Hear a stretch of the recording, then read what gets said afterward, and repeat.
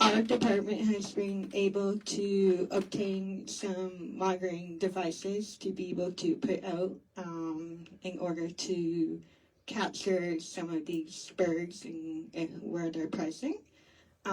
We have what are called Sami or Mini 2 recorder devices, and what they are these little boxes that you're able to put out onto a pole or a tree, and they are equipped with some microphones so that they can pick up the bird calls.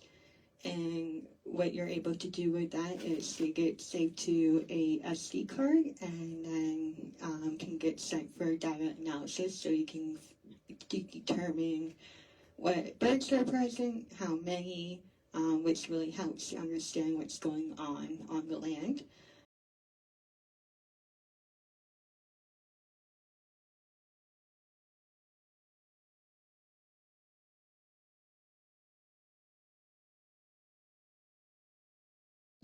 For the initiative we have with them, we're able to provide everything you need for it. We have lock cables to put them up. We have the batteries, SD cards.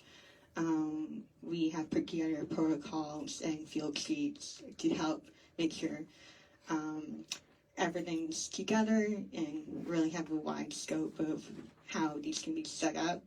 And so part of that is we're looking to connect with the Mushkegowuk First Nations and people of interest within the community to set these up.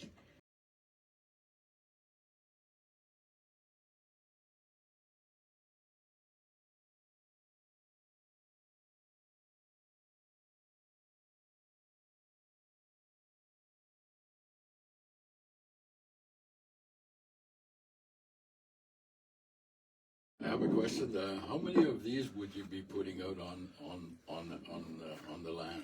How many of those, say, for if you got like a square mile, how many would you put within a square mile for your study?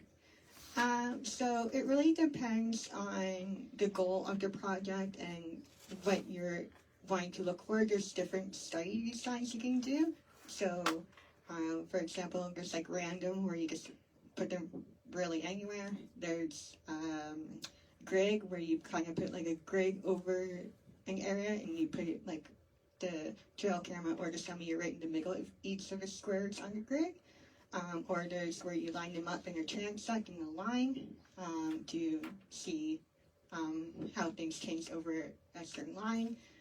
So it really depends. There's also just the idea of what is out there. Like if you really are trying to build a like baseline, then it's as simple as just putting where you think there may be something, or a place you want to know more about.